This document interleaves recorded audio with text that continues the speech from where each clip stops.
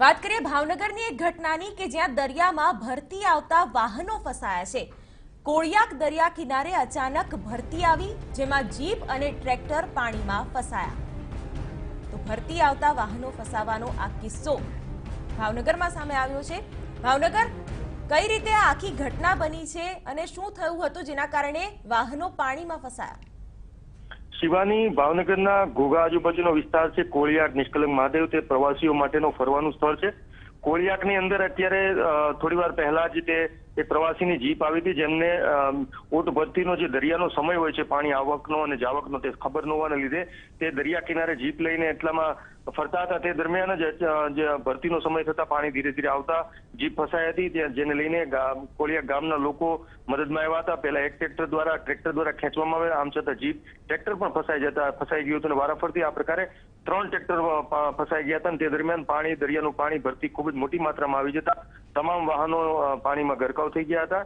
હવે જ્યારે પાણીની ઓટ આવશે, પાણી જે છે સાંજના સમયે પરત ફરશે, ત્યારે જ વાહનોને અન્ય કોઈ ક્રેન કે દ્વારા ખેંચીને બહાર કાઢી શકાશે। ત્યાં સુધી હાલમાં પાણીની અંદર જ બધા તમામ વાહનો, ટ્રેક્ટરો અને જીપ હાલમાં પાણીમાં જ ગરકાવ છે। શિવાની, બિલકુલ અજીત, TV9 પર એક્સક્લુઝિવ દ્રશ્યો દર્શકો જોઈ રહ્યા છે। કયા પ્રકારના પ્રયાસો આ પહેલા કરવામાં આવ્યા તે વિશે પણ જણાવશો? જી શિવાની, સામાન્ય રીતે આ પ્રકારની કોઈ ઘટના સામાન્ય રીતે સામે હોતી નથી, કારણ કે તમામ લોકોને આજુબાજુ ત્યાં દુકાનો પણ હોય છે, એટલે આ પ્રકારના સાવચેતી જેઓ પ્રવાસી હોય તેને સાવચેત કરી દેવામાં આવતા હોય છે। પરંતુ આ જે વ્યક્તિ હતા તે ખૂબ જ દરિયાની નજીક જે જીપ હતી તે નજીક લઈ ગયા હોવાના લીધે જીપ પાણી ભેજ હોવાના લીધે રેતમાં ફસાઈ ગઈ હતી। ત્યારબાદ તમામ લોકોને જે ટ્રેક્ટરો દ્વારા સામાન્ય રીતે આવી ઘટના બને ત્યારે ખેંચી લેવામાં આવતો હોય છે, પણ આ વધારે પાણીની માત્રા આવી જતા જે જીપ છે તેને ખેંચવામાં અસફળતા મળી હતી અને જોતજોતામાં 2-3 ટ્રેક્ટરો પણ ફસાઈ ગયા હતા અને હાલમાં કોઈ પણ પ્રકારની જાનહાની નથી થઈ। જે વ્યક્તિઓ અંદર હતા તેને બહાર લઈ લેવામાં આવ્યા છે અને ટ્રેક્ટરો પણ જે મદદ કરવાના વ્યક્તિઓ હતા તે ટ્રેક્ટરો છોડીને બહાર કિનારા પર આવી ગયા છે અને હાલમાં લોકો રાહ જોઈ રહ્યા છે।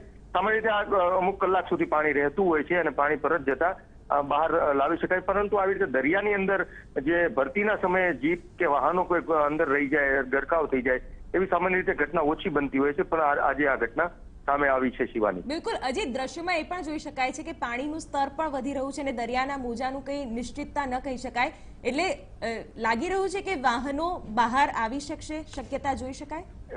શિવાની, સામાન્ય રીતે ભાવનગરનો જે અમારો ઘોઘા દરિયો છે તે ખૂબ જ કરંટ વાળો દરિયો છે। ઘોઘા દહેજ રોરો ફેરીને જે પણ મુશ્કેલી પડી રહી છે તેનું માત્ર ને માત્ર જો કારણ હોય તો કરંટ છે, પરંતુ આ દરિયામાં કરંટ ચોક્કસપણે છે, પણ આજે પવનની માત્રા થોડી ઓછી છે, પરંતુ કહી ન શકાય જો પાણીની માત્રા હજી આગળ વધે તો વાહનોને ખેંચીને અંદર પણ લઈ જઈ શકે તેવું બની શકે, પરંતુ હાલ તો જે વાહનો છે તે અંદર રેતમાં ખૂંચી ગયા છે, એટલે ચોક્કસ કહી ન શકાય કે કદાચ દરિયાના પાણીમાં ખેંચાઈ પણ જાય અને કદાચ ત્યાં ફસાયેલા પણ રહી શકે, એવું બની શકે। બિલકુલ અજીત, જોડાવા માટે આભાર। તો રેર કેસમાં બનતા આ પ્રકારની ઘટના હોય છે અને ભાગ્યે જ આવા દ્રશ્યો સામે આવતા હોય છે જ્યાં વાહનો તો એક જગ્યાએ છે, પરંતુ ભરતી આવતા વાહનો દરિયામાં ફસાઈ ગયા। તેને કાઢવા માટે પ્રયાસો પણ કરાયા, પણ હાલ હવે પાણીનું સ્તર ઓછું થવાની રાહ જોવાશે।